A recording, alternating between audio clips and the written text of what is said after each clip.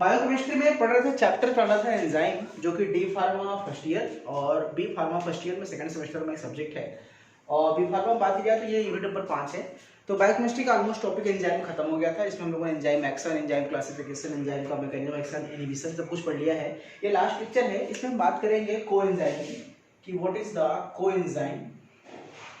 ठीक है, कोएंजाइम क्या होते हैं। तो देखिए कोएंजाइम क्या है फ्रेंड, एक तरह का देखा जाए तो दूसरा एक तरह से कोएंजाइम क्या है, एक एंजाइम को सपोर्टिव कोई भी चीज होता है जो हमारा किसी भी कंपाउंड में एंजाइम का सपोर्टिव रोल होता है, उसे हम लोग कोएंजाइम कह सकते हैं। जैसे कि हम देखें कि हमारा जो एंजाइम होता है, कोई भी एंजाइम, वो दो पार्ट से मिलकर बना होता है।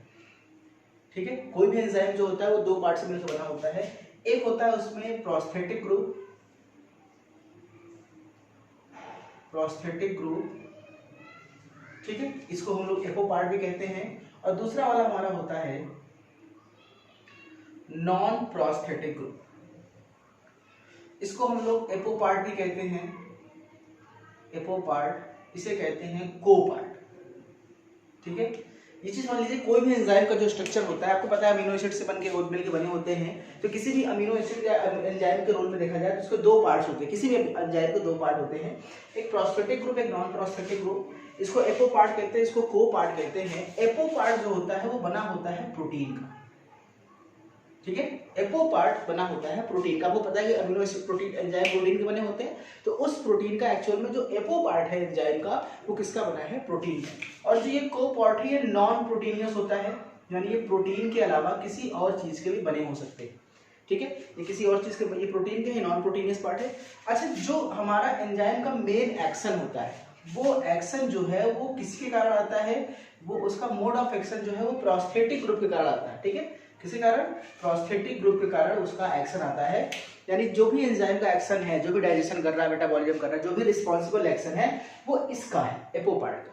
तो जब ये इसका है तो इसका काम क्या है भाई, जब ये काम ये कर रहा है, सब कुछ ये है, तो ये क्या है एक्चुअल में, इस एंजाइम को स्टेबलाइज करने के लिए, इस एंजाइम के मोड ऑफ एक्शन को कई गुना बढ़ाने के लिए, इसको और इन्हांस करने के लिए हम क्या डालते हैं, ये ग्रुप लगाते हैं। ये क्या करते हैं, no action but enhance the enzyme action, यानी एंजाइम के एक्शन को कई गुना बढ़ाने के लिए ये इसका काम करता है।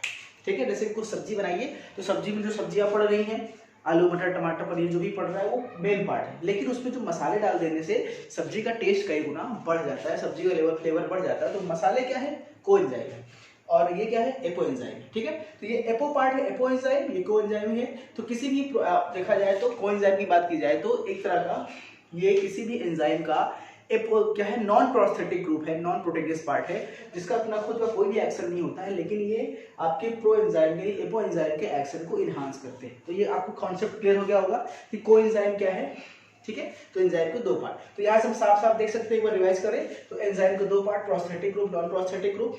जो प्रोस्थेटिक ग्रुप को एपो एंजाइम कहते हैं, इसको कोएंजाइम कहते हैं। एपो एंजाइम में होता है वो प्रोटीन का बना होता है और ये हमारे एंजाइम के एक्शन के लिए रिस्पॉन्सिबल होता है।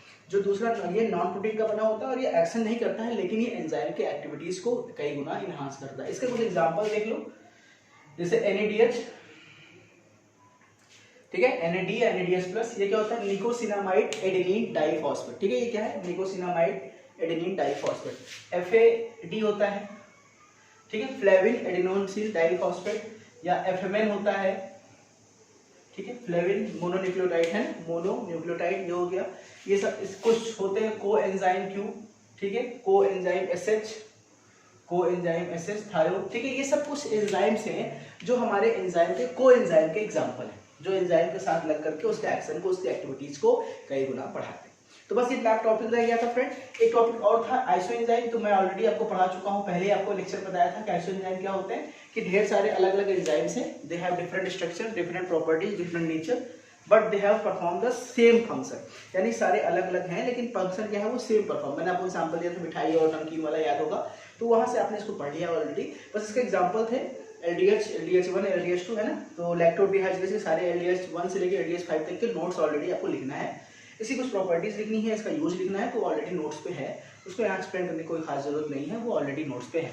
ठीक है, तो अगर हम बी फॉर्म की बात करें तो बायोकेमिस्ट्री के यूनिट 1, यूनिट 2, यूनिट 3, यूनिट 5 खत्म हो गए। यूनिट 4 में एक्चुअल में देखा जाए तो कुछ मेटाबॉलिज्म के बारे में पढ़ना है, साइकिल्स के बारे में पढ़ना है, तो कुछ ऐसा नहीं है जो पढ़ाया जा सके, बहुत लेंदी है और उसमें बड़ी बड़ी साइकिल्स हैं। तो उस पोर्शन के इंपॉर्टेंट क्वेश्चन तो मैंने ऑलरेडी डाले हुए हैं यूट्यूब पे। उस पोर्शन की बात करें तो उस पोर्शन का नोट्स ऑलरेडी वेबसाइट पे, वहां से लेकर के आप इसको पढ़ सकते हो। तो हमारे ख्याल से बायोकेमिस्ट्री अब फिनिश हो गई है। अब मैं एक प्लेलिस्ट बनाऊंगा, ध्यान से होइएगा, डी फार्मा के लिए एक प्लेलिस्ट है। उस प्लेलिस्ट में सारे सीरियल वाइज है, जो सारा डी फार्मा का भी बायोकेमिस्ट्री ऑलमोस्ट पूरा हो गया है। जो टॉपिक रह गया है आप मुझे कमेंट कर बताइए कि डी फार्मा में कौन सा टॉपिक या बी फार्मा में बायोकेमिस्ट्री में रह गया, तो मैं उसको शूट कर लूंगा। अदरवाइज बायोकेमिस्ट्री का हमारा टॉपिक खत्म, कोएंजाइम और आइसोएंजाइम लास्ट था, मैंने इसको बता करके इस चैप्टर को यहीं खत्म कर दिया है। Thank you so much.